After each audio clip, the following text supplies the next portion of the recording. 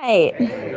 Hi. Welcome to the Revolution media coverage. Welcome, professional wrestling media. What an incredible pay-per-view we had here tonight. I really feel like we were deeming this as one of the best pay-per-views of the year, and we're only in March, and I really feel like it lived up to that. And I don't know about you guys, but I still have goosebumps, maybe wiping away some of the tears from Sting. What an incredible moment. But we're going to bring out some of our talent here for you guys tonight. Some of our wrestlers, of course, Tony Khan's going to be joining us. So without further ado, please welcome the man that is still our AEW World Champion, Samoa Joe.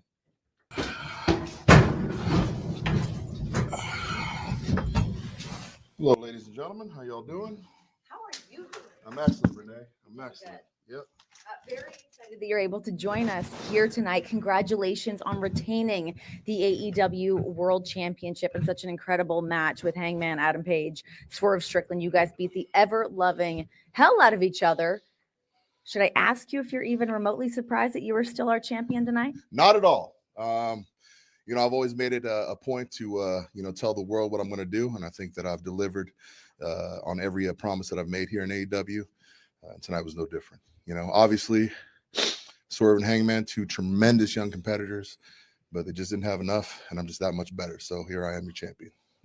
All right, guys, the floor is open to you guys. Any questions you guys have for Samoa Joe? It's all you. Thank you for your time, Joe. My name is Jonathan McClarty. I'm from flagshipnews.com and militarynews.com.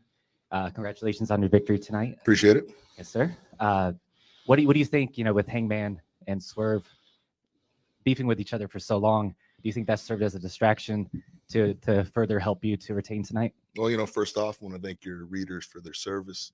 Secondly, it was a huge mistake by both those gentlemen. I mean, obviously they have very, very bad blood between each other.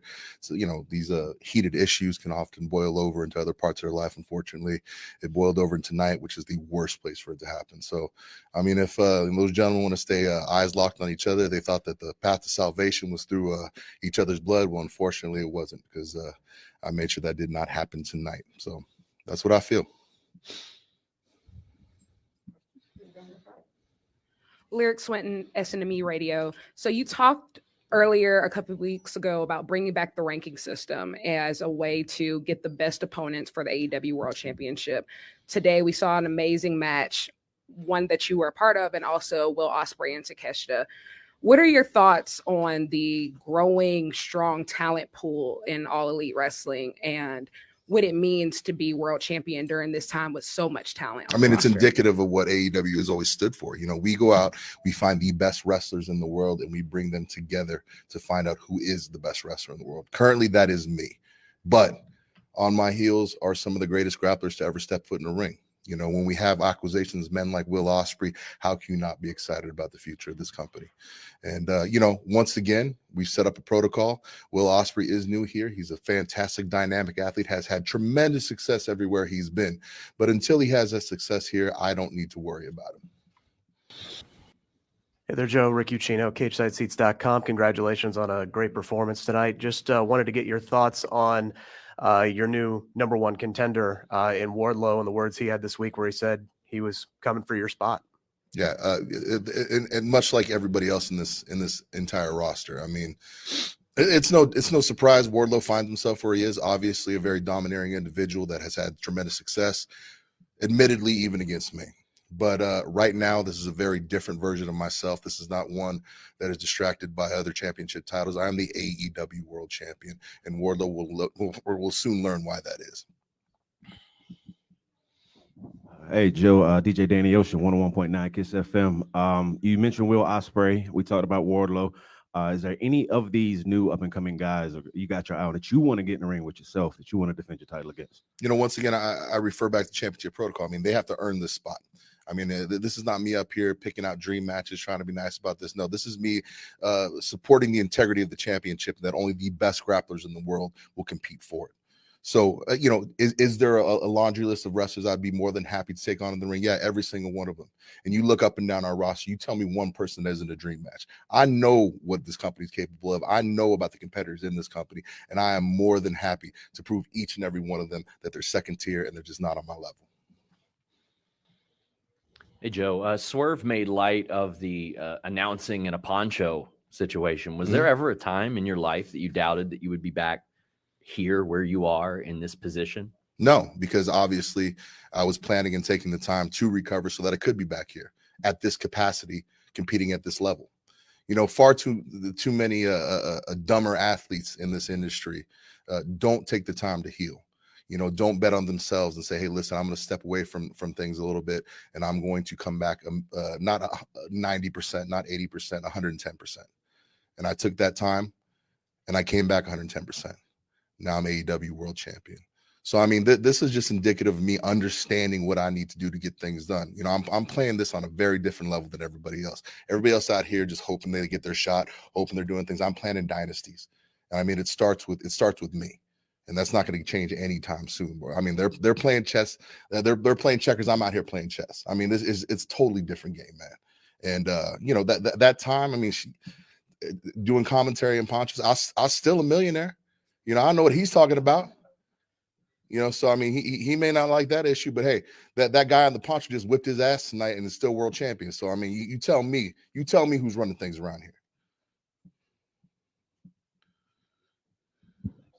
Corey Lieb with the Wrestling Observer. I do want to talk about the main event tonight with Sting's final match. And I just wanted to kind of just get your thoughts on Sting's retirement. Obviously, you had a feud with him in TNA over the TNA World Title, had a couple great matches with him, and just kind of reflect a little bit about your history with Sting and what he means to this business and this company. You know, I've known Sting as a rival, as a friend, you know, outside the ring as a confidant, somebody who has been a steady and sobering voice during a lot of chaotic situations throughout my career.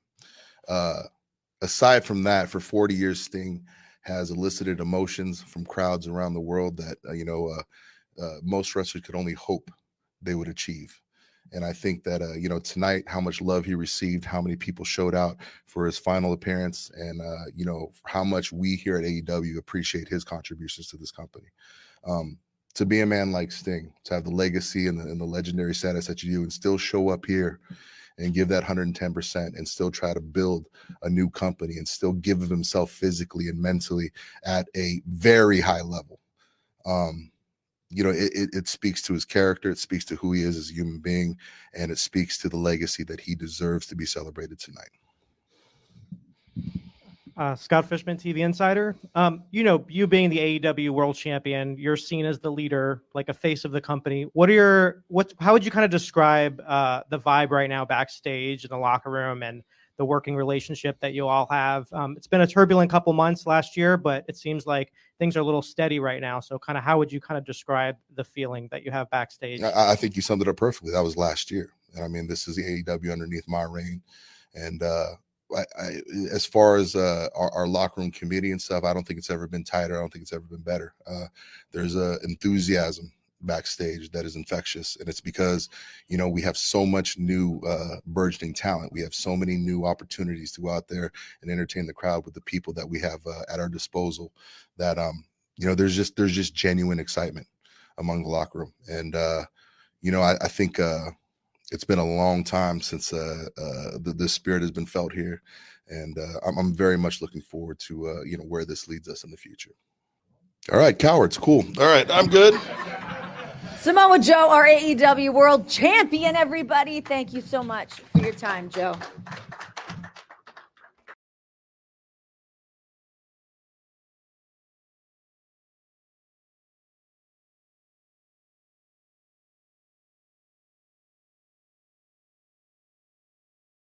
All right, guys, we are carrying on with our press conference here for Revolution. So please welcome our CEO, GM, and head of creative, Mr. Tony Khan. Thank you. I really appreciate it. Thank you.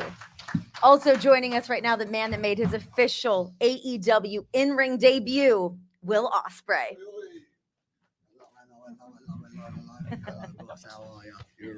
Hello. Sorry. Congratulations to you tonight. I'll start things off with you, Will. Go on. How did it feel to finally be out there to get that first match really under your belt? You and Takeshi. Wow. I mean, I was grateful to be in the ring with such a great wrestler. Like Takeshi is, without a shadow of a doubt, one of the best wrestlers in the world. It's the first time we've ever touched one another as well. I mean, we've done tag matches with one another, but it's the first time we've ever like had a match one-on-one. The reception was incredible. Like I was getting like proper like nervous backstage because I feel like people's eyes are on me more than ever. And with all like the hype and everything, you just got to knock it out of the fucking park, eh? And I just wanted to do that. So like it took like a lot for me to leave Japan, leave the Indies for a bit, just because like it's been my home for 8 years, man. And like I love those guys, and I can't say enough. Like I'm so grateful and so thankful that I got to grow up in Japan. But like you guys just made me feel right at home. Like thank you very much for leaving the key underneath the mat. I will treasure your home very much so. It was so incredible to watch you out there, to really seize that moment and feel that out there. And Toni, I mean, I was saying it earlier that there's so much pressure kind of coming into this pay-per-view, deemed one of the best pay-per-views perhaps ever, but of 2024. And we were so early on into the year. Did it live up to the hype for you? I think it was one of the best pay-per-views ever. It was one of the greatest nights of my life personally. And Will, you were tremendous tonight. What a great match. Ospreay versus Takeshita. The last time I saw you, we were in Crystal Palace, London, England, and here we are now in Greensboro, North Carolina, both great wrestling cities and traditions. And Will Ospreay and AEW fits like a glove, in my opinion. Let's open it up. Really do appreciate it. We'll open it up to the floor. Guys, any questions for both Toni or Will? Corey Lee with the Wrestling Observer. How's your back? Because Mate, my ass is so bad. Can I show like a little bit of it? Like, if you want to show a little bit of it, that'd be great. I'm not going to show you my cheek, right? But like, bro, look how bad. Wow. Yeah, that spot was pretty insane. So much. So want to make sure that you're okay, obviously. The second question I actually had is kind of your mindset now. You are now a full-time U.S.-based wrestler, which is you've never done that. You've done obviously the Indies in England, Japan. I mean, you've done matches over here. Yeah, just dip my toes into it. Yeah, but now you're actually going to be going on American TV every week. What is your mindset about how you kind of almost have? Do you have to change your style? Or you're just going to be like, you know what? I'm going to be Will Ospreay, and I'm going to make basically the TV adapt to me. I mean, the one thing I'm doing my best to do is I'm trying my best not to swear. Like, God, damn, it's so hard. It's well, like, here you can. You feel free. We're off the air. I mean, here, yeah. That's, FCC is but I was just kind of like, mate, like even like cutting promos now, like that's like a real hard task for me to get, because I've never done it like into an American audience. A lot of our stuff in Japan was always backstage. So like I knew when I wanted to make the jump, I was like, I'm really trying hard at that and really trying like to learn that style, because I'm all new at this. Like everything that you see right in front of you is all going to be like me experiencing something completely new. But like my mindset right now is like, I have been screaming down the lens of a Japanese camera that I am the best in the world. And right now, I've never done this. I've never been full-time in America.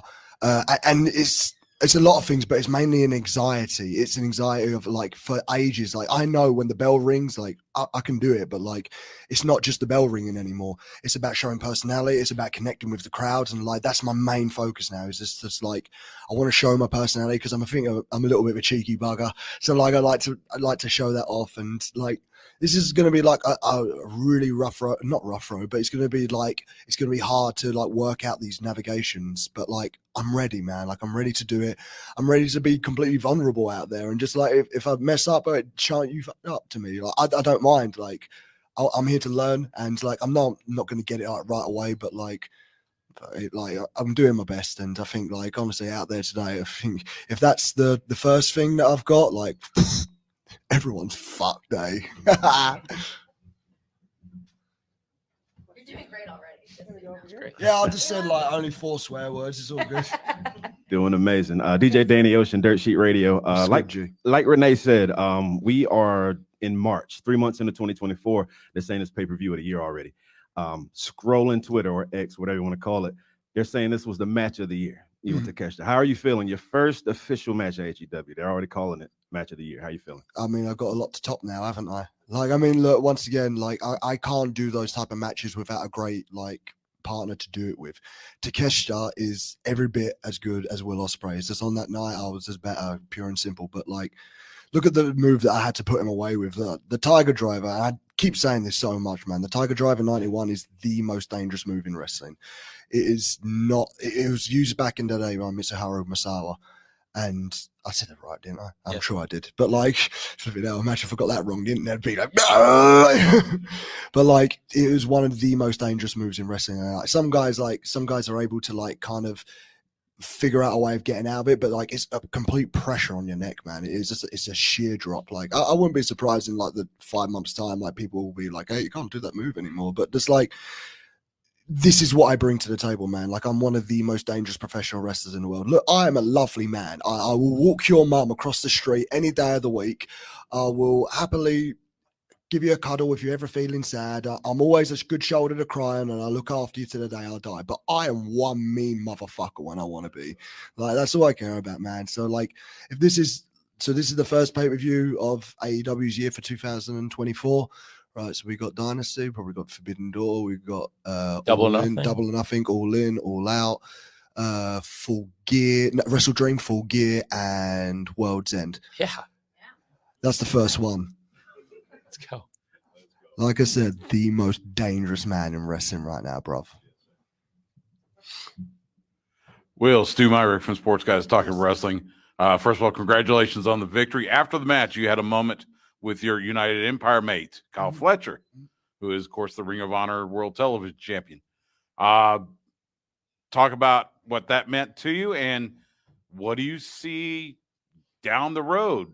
Possibly teaming with Kyle, possibly going after Stu, Kyle. actually, on the pay-per-view broadcast, we announced there will be a match, Ospreay versus Kyle Fletcher. This is a great opportunity for me to say, though, officially, and this is acting in the capacity as the GM here.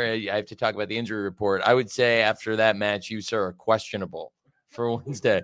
So let's see. I very much hoping to have Ospreay versus Fletcher, but we'll see how you're doing. Yeah, just keep it penciled in. Just keep it penciled in for now. But He like, talked me into not scratching it. But yeah, don't scratch it off. Like, let me, because like, I've got to earn some money out of it. I don't know, man.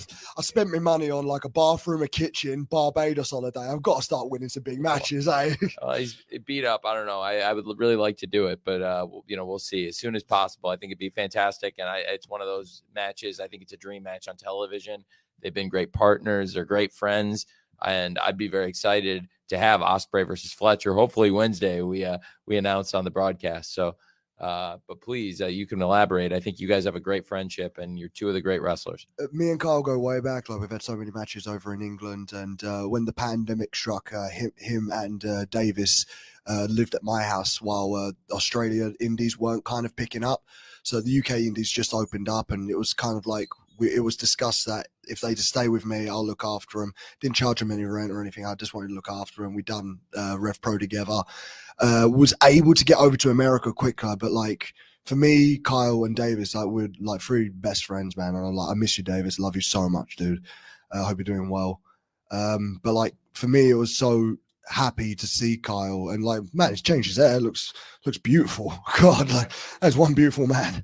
But like, having him out there, getting to throw the crowns up again, like in AEW together, like, of course, like, we're gonna get back the band back together and like roll through with the Don Callis family, of course. And like, for me now, it's all steam ahead. And for Kyle, I think this is a big proving test for him. Like, if the match does go ahead on Wednesday, I don't want him to hold anything back. Like, this is proving point to you. You've been in the ring with Bryan Danielson and Kenny Omega, and you've shown so much. Like, you are the future. But like, right now, like, I've just stepped in front of you. What are you gonna do?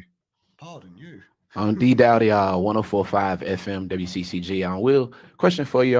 Throughout the match, there were a lot of aha moments, a lot of momentum shifting. How were you able to stay focused and adapt to catch this offense? A lot of it has just been like experience over in Japan, dude. Like, I mean, once again, I have watched Takeshita. Like, I was a fan of him. I saw him live at 2019.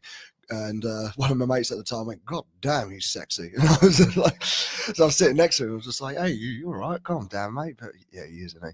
But when those type of matches are happening, like, I just kind of like remain from my training what I did in Japan, because with that, it's endurance based. You have to keep your timing right. You have to keep your energy levels down, like, not get too freaked out in those moments, because like, there's a lot of like heavy shots. So the moment you start freaking out and breathing heavy and like not creating space from your opponent, that's when you're going to find yourself in like difficult positions. Bless you.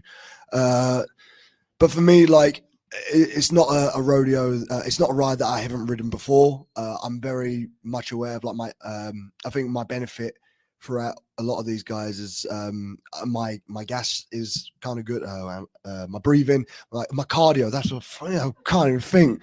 He did a lot of brain damage there. Boom, but like. My cardio is real good. I just like I try my best to keep my breathing going, but like that moment he brain busted my ass on a rope, dude, that was the most painful thing I've ever felt in my entire life. I wanted to cry, man. There's a lump, dude. Like, but Takeshi's the best, man. Like I can only do what I've just been practicing over in New Japan, so this is all that I can present right now, and I'm looking forward to showing you guys like what I've been learning and what I've been experiencing, because there's so many guys that don't know me yet, dude. Like Hi, my name's Will. I do good pro wrestling. Keith Elliott Greenberg with Inside the Ropes magazine. What's up, Keith? This is a very historic night tonight, and there were a number of legends in the arena.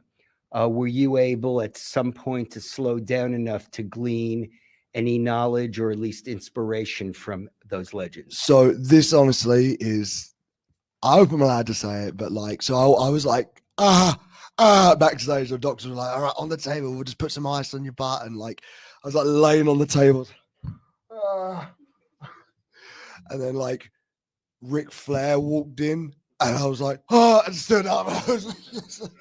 And he was just, and he said, you are everything I've heard of and more. You are one of the best wrestlers in the world. And that coming from him is just like, thank you, Mr. Ric Flair. Thank you very much. Because he's a standard. Like, I know, like, I know sometimes it gets forgotten about, but like every like little bit of wrestling has some like inspiration from Ric Flair, man. So like the fact that he was able to like just come over and just go like, you're the fucking man, is like, man, amazing. Like brilliant stuff.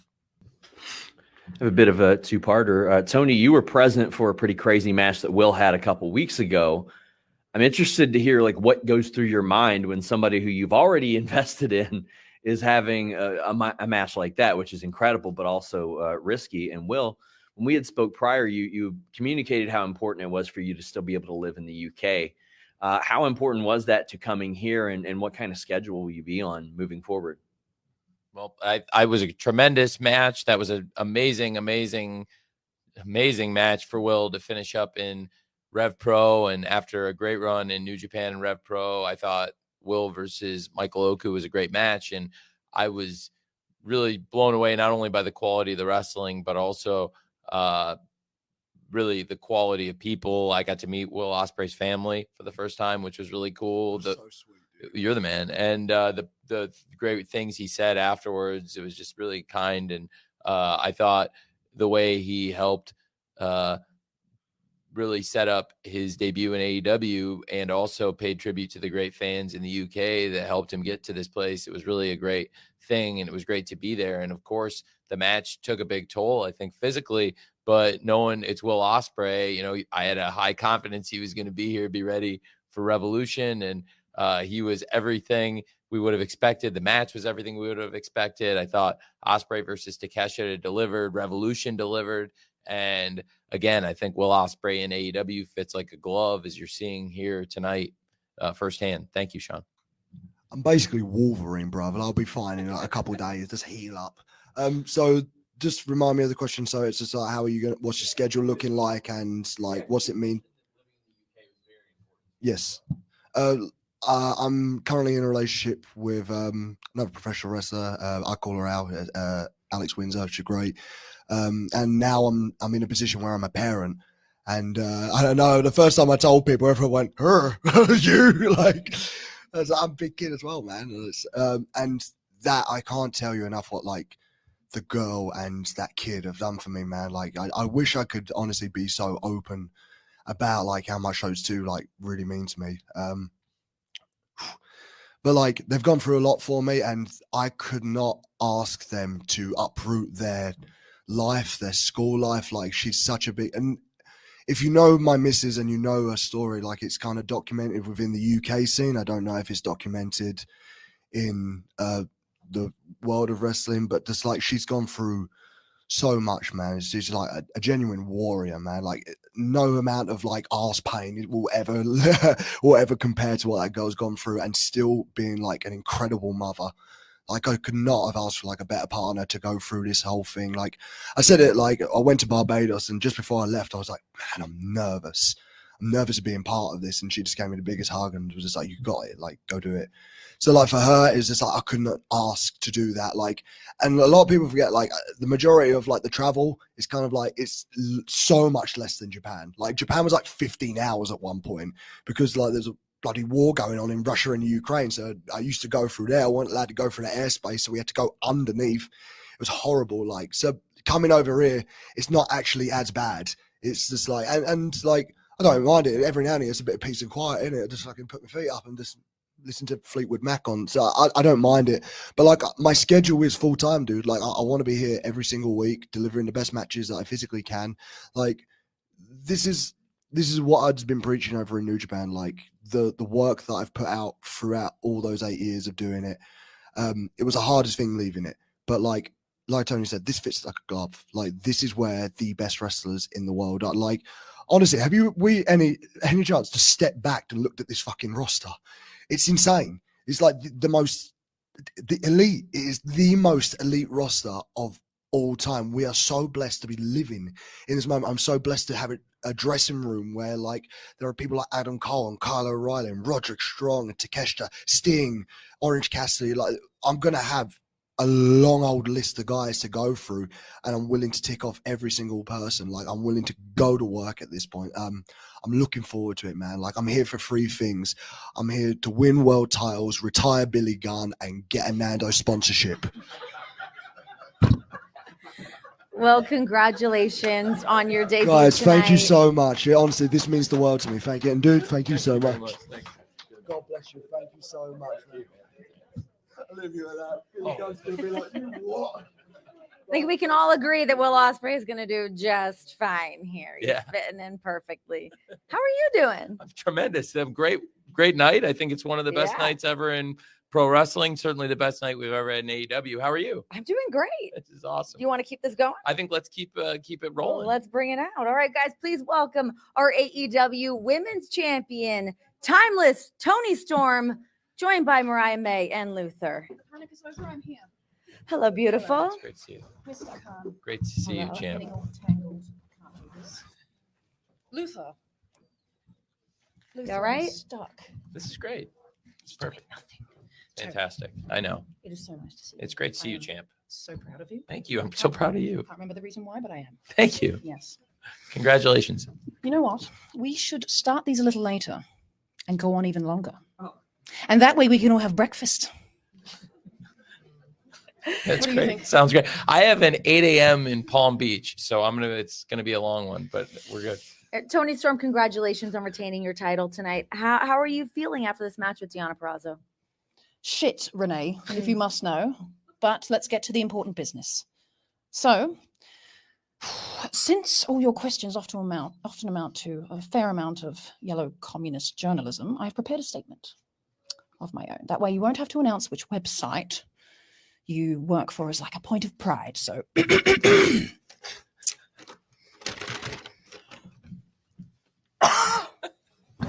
excuse me. Good evening. I am still your AEW Women's World Champion. But I couldn't have done it without the following people. Thank you to the city of Greensboro for keeping the riffraff out of the hotel lobby. Best wishes and happy retirement to Sting. Seems like just yesterday we started on this journey together. Feel free to use my summer house in Martha's Vineyard. I would like to thank my protege, Mariah May, for capturing the unpolished beauty of my youth. I see something in you. I don't know what it is, but I do. I am giving you full access to my old storage unit. Help yourself. And of course, to my trusted servant Luther. Yes, I'll have a salmon nori roll, carbonated water, and Pepto-Bismol. Chop, chop. Thank you, dear. Thank you to official Aubrey Edwards for making the right decision. But next time, please wear milder perfume if you could. I have a bit of a headache. I would like to thank the commentators, Mr. Tasmaniac and Sean Excalibur Mooney, for their usual East Coast, West Coast analytical banter. And the utmost respect for my opponent and former friend Diana Perazzo. A great showing. A great showing. You took me to the limit. You brought out the best in me, and blah, blah, blah, blah, blah, blah, blah, blah, blah. I hope you go back to Impact. I tell you what, my arms are killing me. I don't know how I'm going to do my usual debauchery tonight. I am going to have to open that gift bag that Karen Jarrett got for me, if you understand what I mean. And to you, Mr. Khan, thank you. Yes, thank you. Thank you, Mr. Khan. You're welcome. Thank you for believing in someone who left a guaranteed spotlight for something new. Someone who isn't always perfect, isn't always kind, but who is always determined to do her best. Renee Paquette. Thank you. And as for what's next, Anthony, come on. Let's spoil your little surprise. Come on. I'm sick of alluding to her. Come on. I am sick of the cryptic hints, aren't we all? I don't care if it's a big business. I don't care if it's next week. Wendy Richter, I am going to fuck you up. And to anyone else who wants my title, you can fuck off. There's a ranking system now and you can bloody well use it. All right? Thank you. Thank you. Excellent. Any questions from the media? Tread lightly. And make it quick, because if I don't leave soon, there's going to be piss all over the seat. So if you could. Lyric Swinton, SNME Radio, you talked about the ranking system for your title. How do you feel about your protege's current ranking on those rankings, Mariah May? I think she's doing just fine. She's doing great. I'm very proud, doing a great job, but she's not quite ready. So let's not confuse her with those kinds of questions. Okay. Anyone else?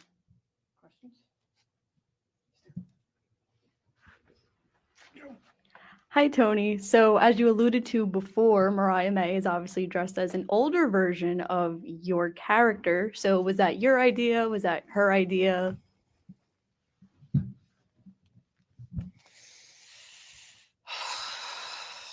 Ideas.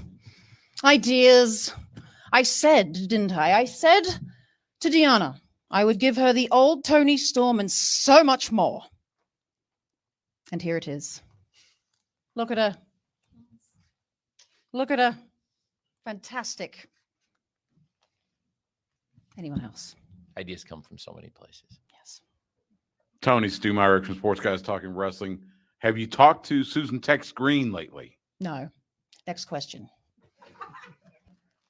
I believe we're done here this evening. Wow. Thank you, champ.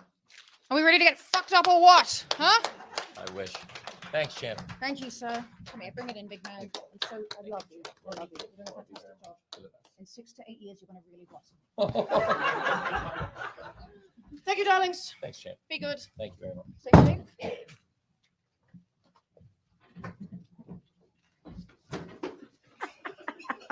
Ladies What and a gentlemen, whirlwind. the AEW Women's World Champion, Timeless Toni Storm. Ay. All right, listen, while we have some time, let's talk Sting. What's Let's talk fantastic. about you as a fan. We know Tony Khan is a huge wrestling fan. That's why we're here. That's why we have AEW. But for you to be able to be a part of Sting's final match, what did that mean for you? We got to see you out in the ring with him, but talk to me about some of that. Well, it was, I think, the most exciting and the best night I've ever had in wrestling, Renee. I grew up as a huge Sting fan, and to be here tonight in the Greensboro Coliseum, I felt like it was the right place at the right time. When I talked to Sting about when he wanted to go out and how he wanted to go out, it felt like this was the right time, the right place, and I feel like we have just done everything perfectly. It was a perfect night, and top to bottom, I thought it was AEW's best show. The build and the way we got to the pay-per-view, I thought it was the best show we've ever done. And top to bottom, it was a perfect night, and you couldn't have asked for anything better, which is perfect because we wanted to give Sting a perfect send-off, and I think we did that. He's such a great person, and he's had this amazing career. And to think back years ago, maybe 5, 6, 7 years ago, who would have ever thought this was going to be possible where we got tonight? I mean, I certainly, in 2020, when Sting first reached out to me, I was really hoping to give him a great run. I didn't know it would be quite this long, and it's been amazing. It's been everything we wanted to do, top to bottom. It's exactly what I think we were looking for. And honestly, it wasn't like Sting's a political person. Sting's not a political animal or anything like that. He's definitely a very giving person, and he wants to give and give and give in pro wrestling. So it wasn't like when he came in, he had ever pushed to have an undefeated run. It wasn't like he ever tried to take the spotlight or wanted it. And it was really something I felt very strongly about from the very beginning, the idea of Sting coming back and having this run and giving him the undisputed spotlight and really give him the best run ever in AEW. Sting went out undefeated. When you look back, every match he ever had, Sting and Darby won. And it really built to a great moment in Phoenix when Sting and Darby won the championship. And that could have been it. But then, of course, it led to the setup for what I thought was the best send-off ever in pro wrestling, what we did tonight for Sting.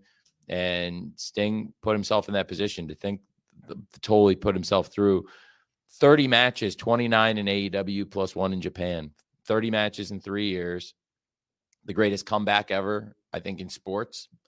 And for Sting to go out there, I believe at 64 years old, and we can say it now, he said time caught up to him, but I don't think it did. I think if it was getting close, I think Sting outran time and finished on top. And tonight was timeless and perfect in every way. So thank you very much for asking. Yeah, thank you for giving us that. It was incredible to watch. Very emotional out there. Let's take some questions from you guys. I know there's. We'll have to duck under here. Steve Fall from Wrestling News Co. How are you, Tony? Great, Steve. I'm fantastic. Never been better.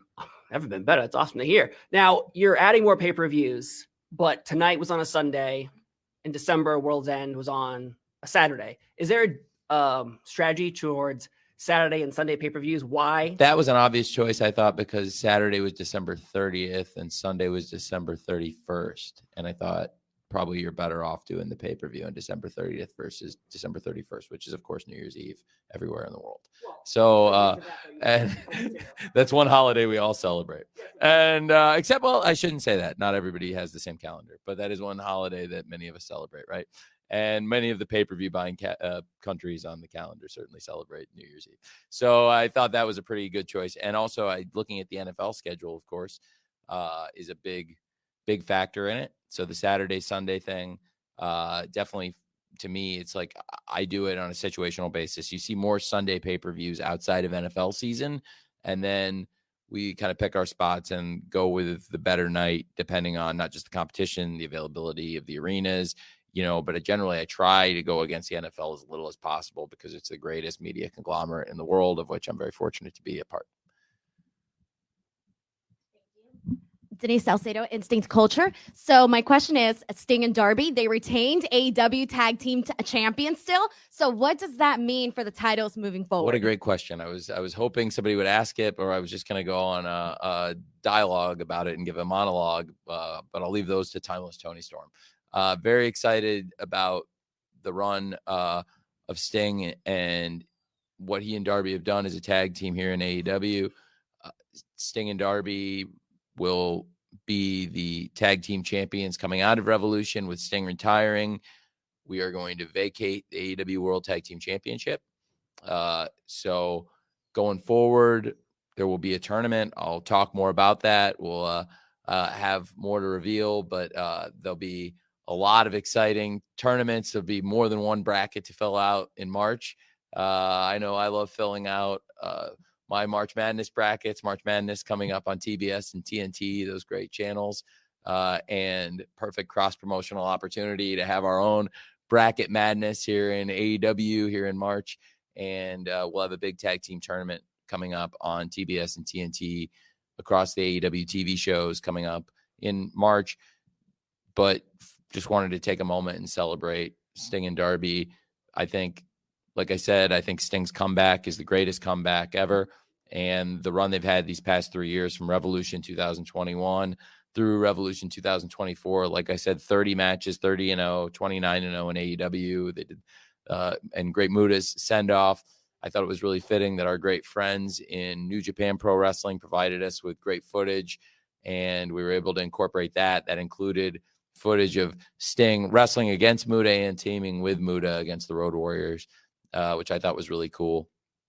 And for Sting to be able to win the AEW World Tag Team Championship and then successfully defend it, and also successfully defend the honor of his family and go out in his own way, celebrating and on his own terms in front of his people. It was one of the greatest nights and one of the greatest things I've ever been a part of. And I just wanted to reiterate again, like, Sting's not the kind of person that would pull for this. He didn't want the championships. And then when we got involved, when we saw it was a good story, then he really sank his teeth into it, and he had great ideas. But it's not like Sting's fighting to be a champion. It's not like Sting ever fought for the undefeated run. He's one of the most unselfish people. And I think that's shown time and time and time in his career, right? And I think at times, frankly, people have taken advantage of his kindness. And I think what's great about Sting and what was great about AEW when he arrived here, he got introduced to a new environment. And talk about somebody coming to life in a new environment. Sting became a whole new level of a daredevil than he'd ever been in his whole career. He did more crazy dives off balconies, ladders, more crazy things in the past 3 years in AEW than he had done in the prior 30 plus years combined, over 35 years of wrestling before that combined. I don't think he had done that much crazy stuff. And AEW, and in particular Darby Allin, rubbed off on him. And if there's one thing I'm really proud of, it's everything we did to get to this night. I said that Tony Schiavone and Darby and a lot of other people backstage, I feel like a lot of us were maybe put on earth, like the stars aligned for us all to be here to do this for Sting tonight. And if we do one thing, like in our whole lives, getting this right was the right place at the right time. It was awesome. And so that's the championships.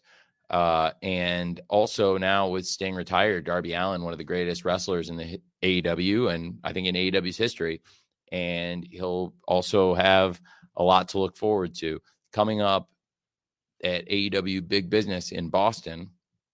It will be Darby Allin versus Jay White, one-on-one for the first time ever. So thank you all for coming to Greensboro, and you can break some news officially announcing it to you here for the first time ever. Darby Allin versus Jay White in Boston 10 days from now at AEW Big Business on TBS.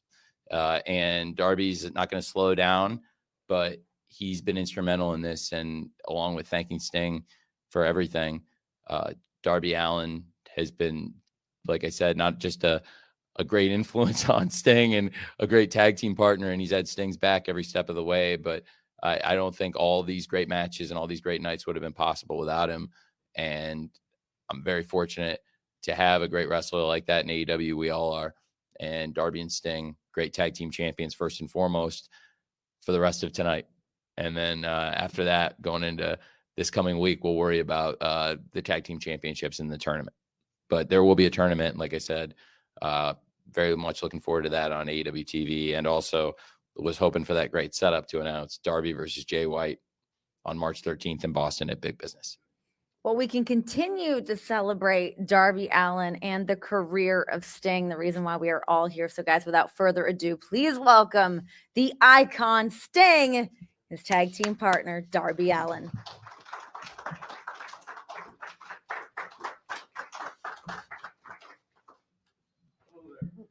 Unbelievable.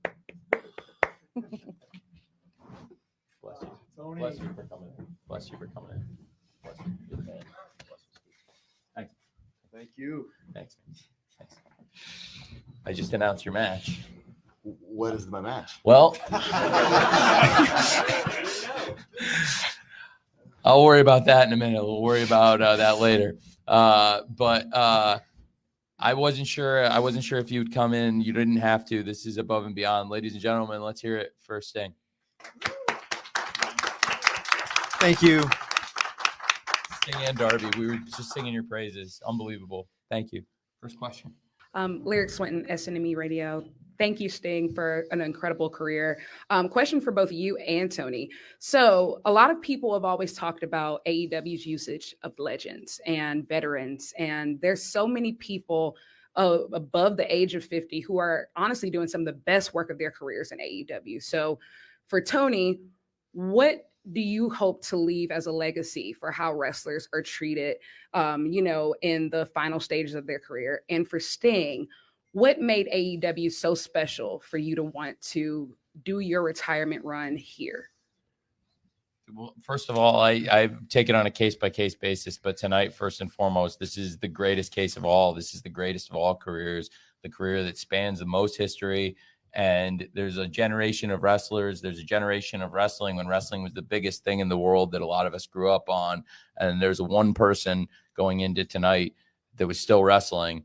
And for the past 3 years, he's carried this place. We're very fortunate the life Sting is pumped into this place, that we were the final stop on what is the greatest career of all time. So first and foremost, on a case-by-case basis, I just think of everything. It's in front of us. And tonight, the most important thing we've ever done was to give Sting the greatest send-off we could. And that's one of the reasons why I wanted to come here. I mean, the very first conversation I had with Toni really said a lot, because he just had something about him that just told me, I am going to make sure that you retire the right way, that you're going to go out the right way. I don't like the way you've been treated over here or over there. You will not be treated like that here. And I saw an opportunity, liked Toni, and I liked all the wrestlers, male, female, the whole package. So a lot of the same behind the scenes people from WCW way back when. And there's the brand just really seemed to fit me. I was their brand and they were mine. It's like, with WCW all those years, and then to be with TNA, it kind of felt that way, but not really. It never really fully got there for me. And then WWE, it was never quite fully there for me. But this here, the whole package, I had just a great appreciation for the whole package, and what a good fit. And I was right. Hi, Joel Torres from Contralona. Congratulations. What a great retirement tonight. This question I asked Toni last Thursday on the media call. I want to ask you this question. Now that you've retired in ring action, what are your plans?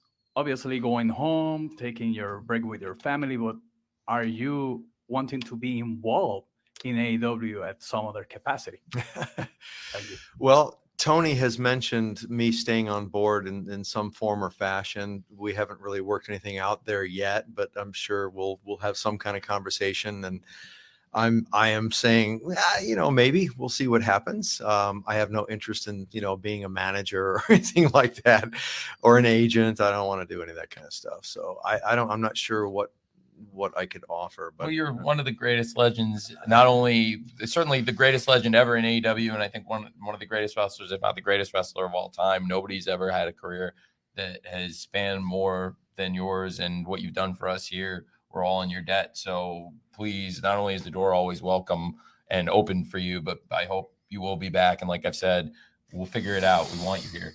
Well, yep, I'm willing to have a talk. Corey Lee with the Wrestling Observer. I wanted to kind of talk a little bit about the early part of your career. There was almost like a little bit of a crossroads with your career. You started obviously with Jim Hellwig, the Ultimate Warrior, and you kind of separated a little bit. He went his way, you kind of went your way with Eddie Gilbert, Rick Steiner, First Family. And I just want to talk about that part of your career and kind of at least kind of reflect a little bit on,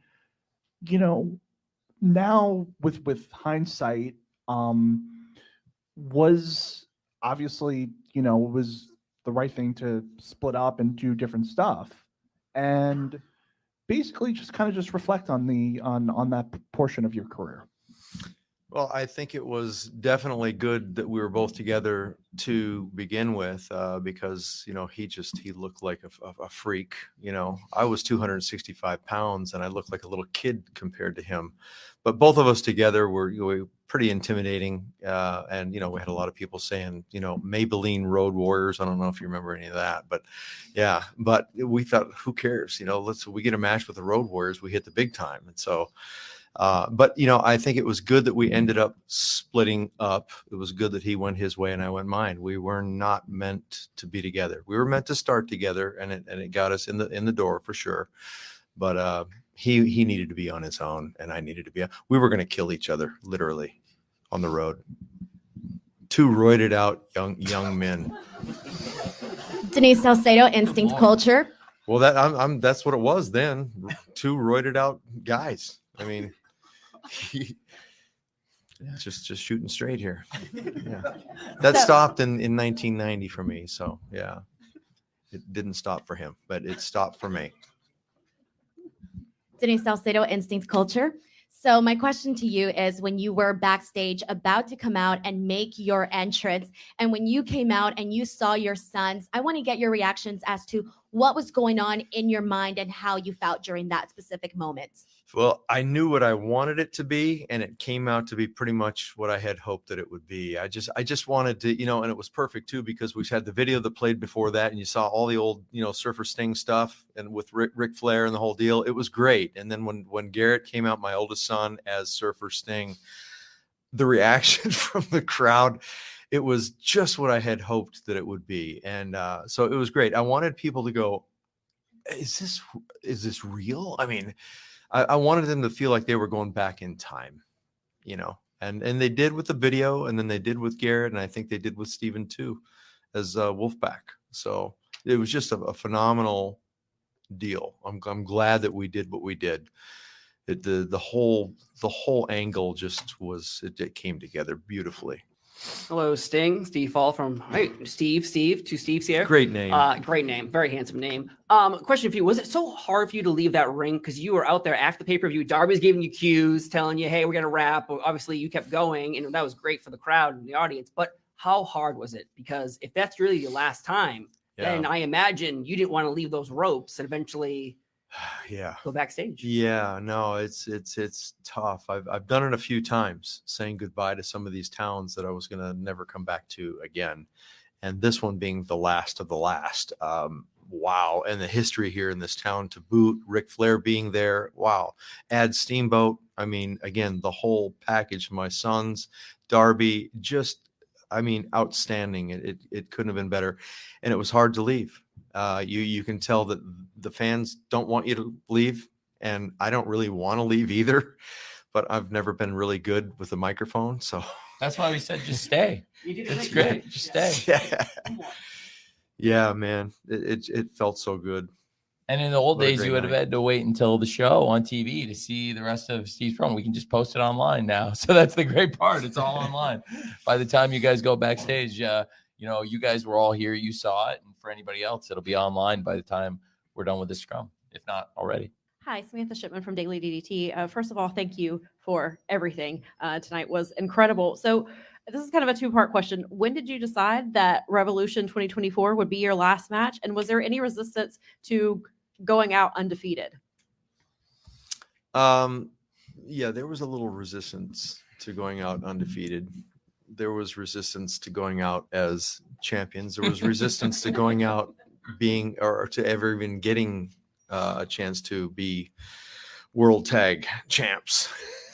But it's okay. It all worked out, and so I'm happy with it all. That's great. Yeah. What was the other part of the question? When did you decide that this show would be your final show? Oh, well, Tony and I, we had a few conversations. We were kicking some ideas around, and he was saying, could you maybe stay till Wembley? Oh man, Tony, I want to so bad, but I was feeling it's time. It's just time. And it was Revolution was the 3-year anniversary. That was the 3-year anniversary. I was going to get there. Come on. But you know, that's true. I mean, that's where it started. And so it's like so many things in all the years go full circle for me. And you know, the whole Revolution thing was full circle. So great idea for Tony. Well, if I tried to get it another 6 months out of it, but I tried my best. I tried, everyone. Thank you very much. Thank you for making this the greatest 3 years of my life, and certainly I've said before you walked in, I think it's the greatest comeback ever in any sport ever. And it's been the greatest send-off ever and the greatest last run ever. And it wouldn't have been possible without, obviously, all the great fans. It wouldn't have been possible without Darby. And most of all, certainly 100% would not have been possible without you, Sting. Wow. So Yeah. How about that? I think it's true. I think it's really true. And, it's true. I said it before you came in. You're so unselfish. You're the greatest leader. You lead by example. You're a kind leader, a servant leader. You're one of the sweetest, most genuine, unselfish people I've ever met in my life. And of course, you wouldn't fight to be undefeated. Of course, you wouldn't, fight to take the spotlight, but you deserve it. You deserve the spotlight. You deserve everything. And the final Showtime was something I think was the culmination of what I believe is the greatest career in the history of pro wrestling. It spanned more decades, more opponents, more companies. And I thought tonight was, for me, one of the greatest nights of my life. Thank you. What are you doing afterward here, Tony? Maybe we could talk. Well, okay. Visit. I want you to. Who wouldn't want to stay around listening to that? Well, maybe I could have talked to him. Maybe I had done more of that. I could have gotten more 6 months out of it. But it was a perfect way to get to tonight. I'm gonna stay here with you as long as it takes, and I've got an 8 a.m. NFL fan engagement and major events committee. Roger Goodell scheduled an 8 a.m. meeting for me the morning after Sting's last match in Palm Beach. So that's brutal. good. Yeah, it's good. Brutal. To be here is the greatest night of my life. Sting, Raj Prashad with Uprock Sports over here. When you reflect on your career, where am I looking? Right over over here. here. Oh, over there. There we go. He's in the rafters. Yes. When you look back on your career, obviously you end this run undefeated, a real treat for the fans to see you go out this way. When you reflect, how does this stack up for you when you're looking at kind of comprehensively your career? Obviously you just got backstage, unbelievable last match, but when you think about that from that perspective, how does that stack up? I just left a meeting with the Bucks, and I told them, I said, this is up there with, the top 3 matches in my whole career. And that's a big statement. I really do mean that. And what a way to end it with AEW. And so kudos to the Bucks, and of course, Darby, of course, Toni.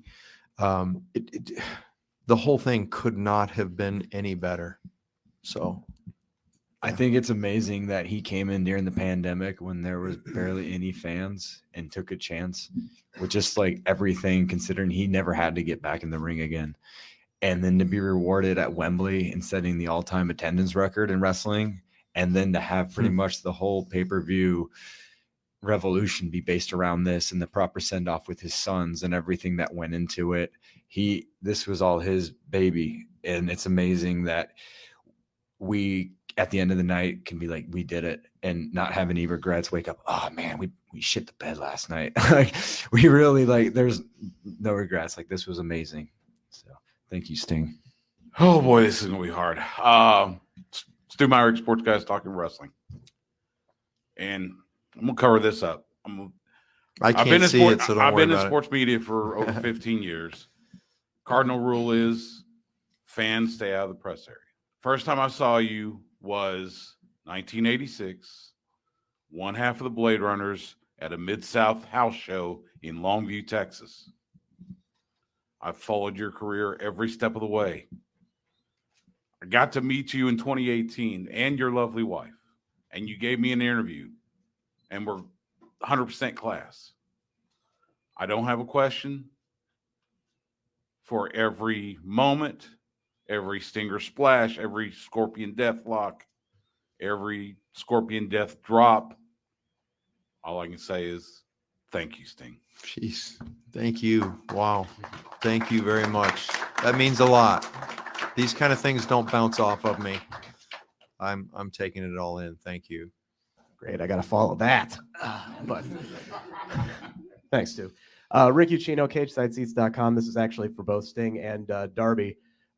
First off, Darby, my goodness, man. How are you? Like, how do you feel right now after that insane I spot? wanted to come here to let people know I was still alive. I was in the middle of getting stitched up. I was in the middle of getting stitched up, but I wanted to show everybody that, like, the doctors are on top of it. I'm still breathing. I was perfect. You know, it was crazy because as I flipped through it, they're like, "Are you going to be continuing?" I'm like, "Fuck yeah, dude, let's go." And then they're, "You're bleeding pretty bad," but I couldn't see. So I'm trying to watch the match from the glass, just like, oh. But no, I feel fine though. And as long as Flair, Steamboat, Sting, the Bucks, everybody else feels fine, then we're beautiful. So Yeah, and then Sting, you have to continue the match after that insane spot happens. Did you know he was okay in that instance, or was it still kind of in the back of your mind as you're trying to finish out the last bit of this match and finish out your career on the right note? Yeah, I always trust that Darby's going to be okay. I mean, but this was pretty hairy tonight. I got to admit, it was pretty hairy. And let's not forget that the old guy went through a couple tables tonight too.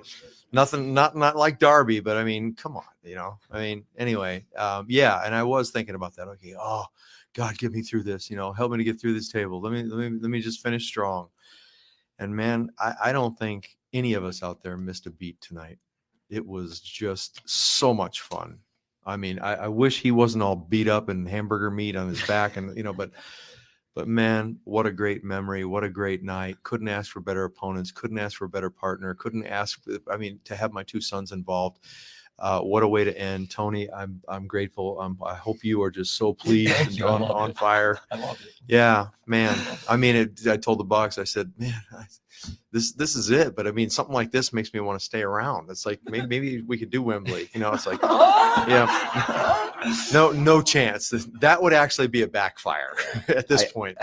I talked to the doctors. They gave me a doctor's note to climb Mount Everest. So I'll be good.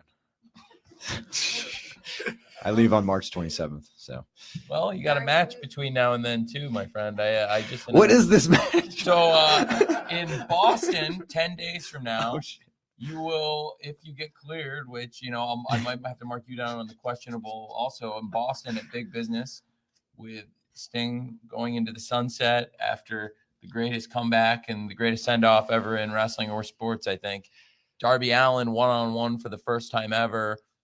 In Boston, Big Business versus Jay White. Oh, shit. Yeah.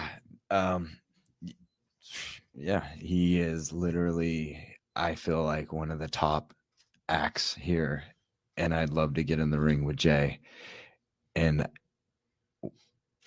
I want to just see mentally where I'm in after Sting retires. And you got to remember, it's been like 3 years I've had this guy next to me, and he's been along every step of the way. And this is actually my first challenge as a solo act. And Jay White, good God. Well, Darby, thank you for stressing us out yet again in another match and entertaining us. And Sting, just thank you for all of the incredible memories, bringing us all here tonight to commemorate your incredible career. Congratulations, and enjoy that downtime. Thank you. Any parting words?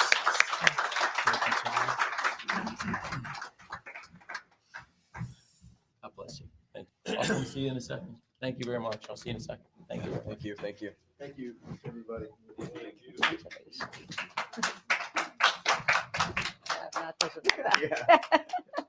That was amazing. Incredible. So great.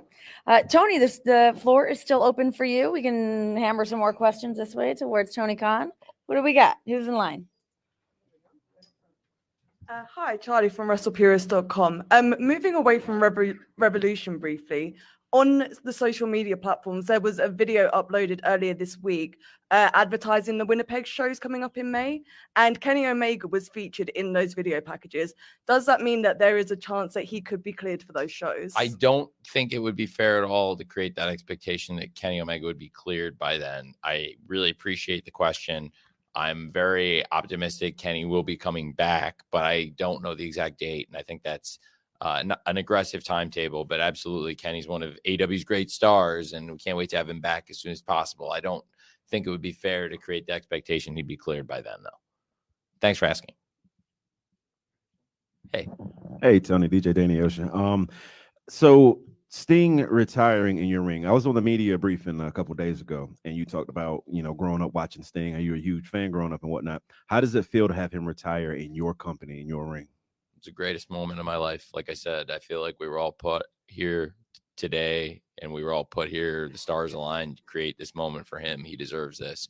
And like he said, if Sting says it's one of the 3 greatest matches of his career, what does that say? Think about that great career Sting's had. He's been involved in some of the greatest moments ever in wrestling, some of the biggest times, some of the greatest times ever in wrestling. And I think that says everything right there. And the fact that he's happy with this and happy with how it went, that's the most important thing to me. And then people are saying it was the greatest pay-per-view of all time, maybe. I think that's great to hear. And certainly for us, it was a very successful pay-per-view. We know the box office was tremendous. And for us, it's going to be one of our greatest pay-per-views ever in terms of revenue. One of our biggest crowds we've ever had. I think it'll end up being our biggest crowd we've ever had for a pay-per-view in North America in terms of live fans, and probably up there with the first Grand Slam for our biggest crowds ever in the U.S. It was one of our biggest gates ever, and it's going to be one of our biggest pay-per-views ever. So it's just a huge night, and not only a box office and commercial success, but the most important thing to me, like I said, is that Sting's happy with it, and to see him and know that we're sending him into retirement, and so happy that he's already itching to come back. Well, I don't know about that, but I would say that how about that?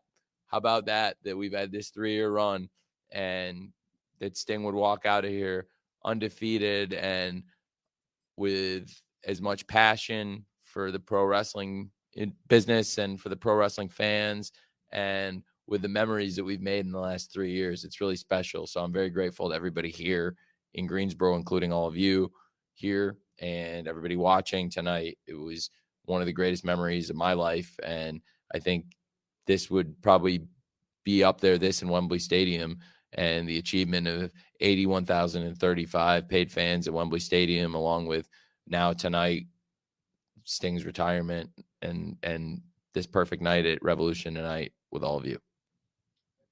Thank you. Very pleasant surprise to see Kyle O'Reilly back tonight.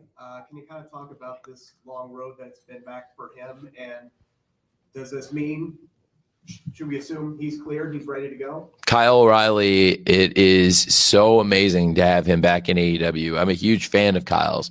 And, people forget Kyle went on this incredible run of matches. He really, before he got injured, was on an amazing run.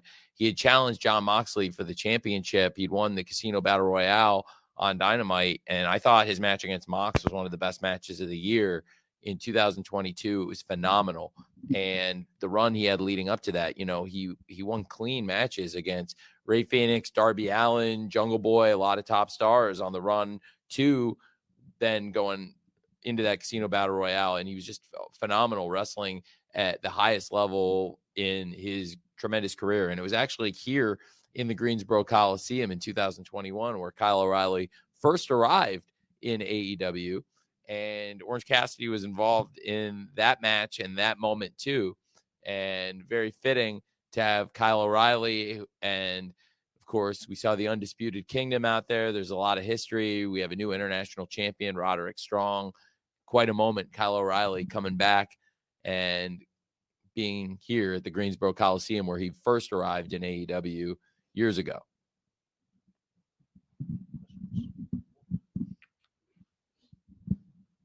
Hi, Tony. Kimmy Sokol from the Pop Break. So I want to talk about Eddie Kingston because he is the Triple Crown Continental Classic champion. And we have Supercard of Honor coming up. So can it be hopeful that Eddie Kingston comes back to Ring of Honor to defend that title at Supercard of Honor, since he hasn't been there since December of 2023? Yes, I absolutely am planning for that. We had to get through Revolution and decide the Continental Crown tonight, and it was an amazing match. Eddie Kingston versus Bryan Danielson. on an amazing pay-per-view. And we were very fortunate to have a great match like that for the Continental Crown tonight. It's really befitting of the status of the Continental Crown and the great matches we've had since the Continental Classic when we established the AEW Continental Championship. And of course, Eddie Kingston being the Ring of Honor World Champion. Absolutely, you can expect Eddie Kingston at Supercard of Honor now after he retained the Continental Crown at Revolution in that awesome match versus Bryan Danielson tonight. Thank you. Keith Elliott Greenberg with Inside the Ropes magazine again. When I was speaking to some of the fans here in Greensboro, they were gratified that Sting's retirement was here, and not just in the city of Greensboro, but at the Greensboro Coliseum specifically. Now, you said earlier, right time, right place, communicating not to us, but to those fans. Why is the Greensboro Coliseum the right place? I'm very excited about how tonight came out, and a big part of it was the fans in Greensboro and the environment. And this is an environment that Sting knew very well. And of course, Sting versus Ric Flair in 1988, Clash of the Champions, that was a classic match, and it really began this crazy run that Sting's had on the TBS network. And to think Sting's run on the Superstation has gone decades. It's spanned multiple promotions, and I believe he ended on the highest of notes here in AEW. And these past 3 years, it's been our honor to have Sting wrestling for us on TBS and TNT. And the Greensboro Coliseum is a huge part of Sting's tradition.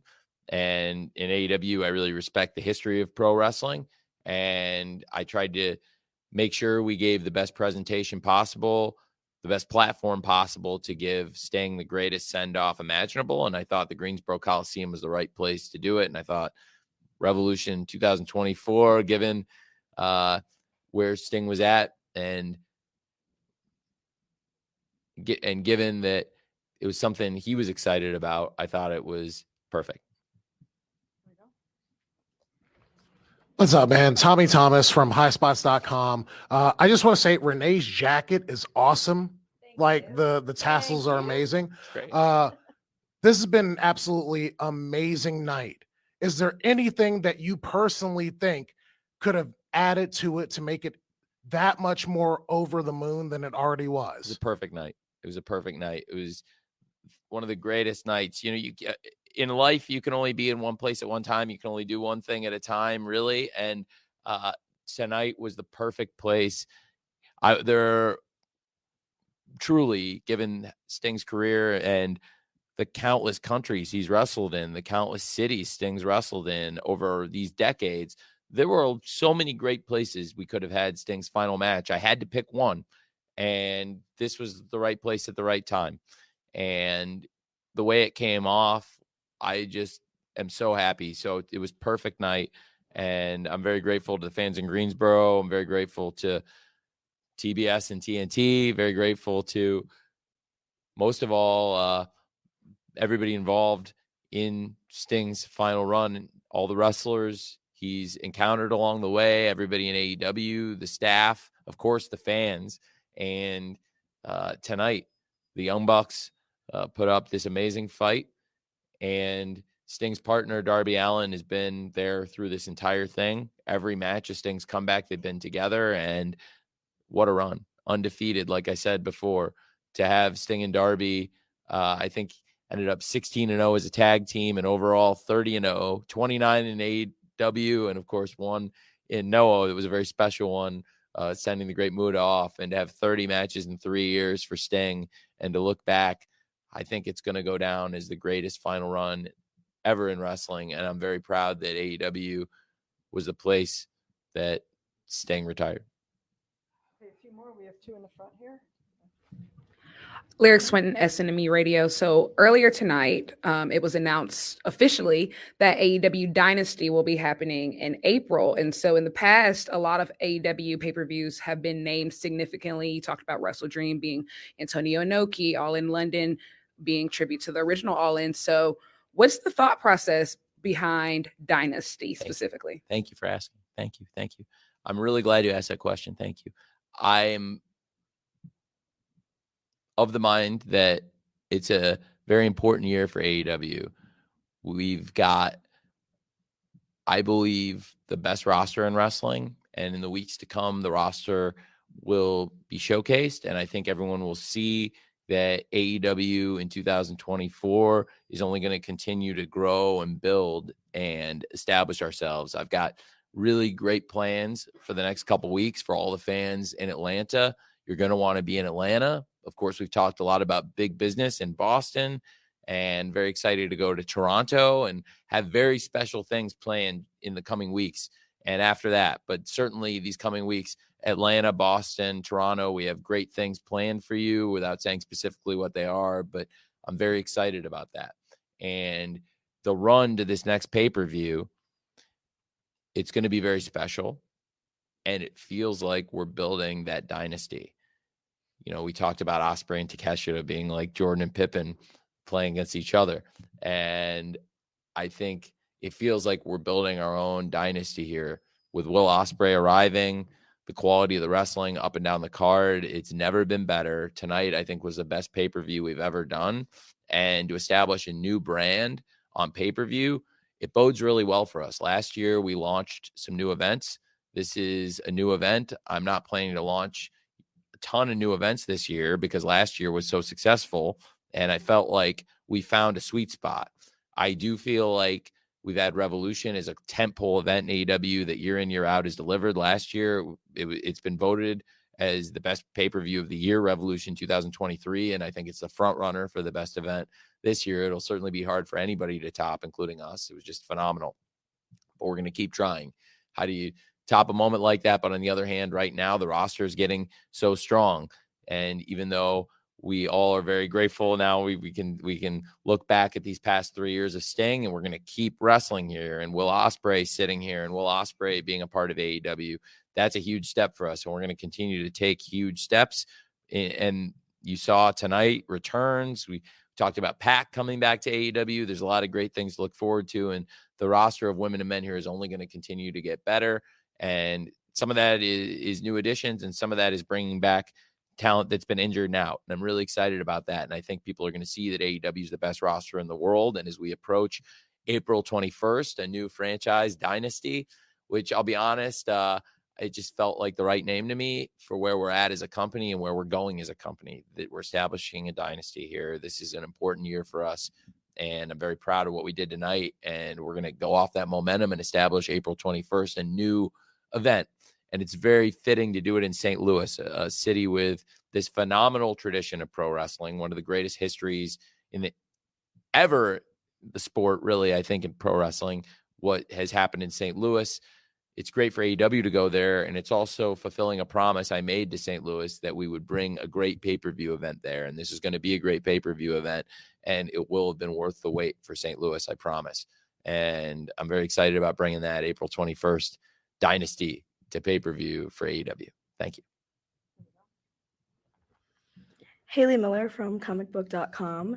So as AEW continues to expand on, more pay-per-views and new and exciting content, it is a contract renewing year. So I have to ask, have talks begun between AEW and Warner Brothers Discovery? And have any other interested parties kind of been involved either? Well, we're still in this exclusive phase with Warner Brothers Discovery, which has been amazing for AEW, and very excited about the rest of 2024. And I think 2024, we're really rising to the occasion. This has been a great year, and it's going to keep going. And very proud about what we've been delivering on TBS and TNT week out. And Warner Brothers Discovery and AEW have really built a close relationship. And the current management group came in and has embraced AEW even more than ever before. We were already on such great footing, and now we've come in this past year. We've gone from 3 hours of TV across Wednesday and Friday. We added Collision, and we've added more pay-per-view events with great success. Again, very excited April 21st to add Dynasty to what is already, I believe, the best slate of events in pro wrestling, the AEW pay-per-views. And certainly now, I would say, it's a great time for us with Warner Brothers Discovery. We've been doing great things, and the conversations have gone really well, and I'm very, very happy to be here at Warner Brothers Discovery. And certainly I think they're very happy to have us, and we'll see what happens. But certainly we're still in that exclusive phase of what is the most important year ever in AEW's history.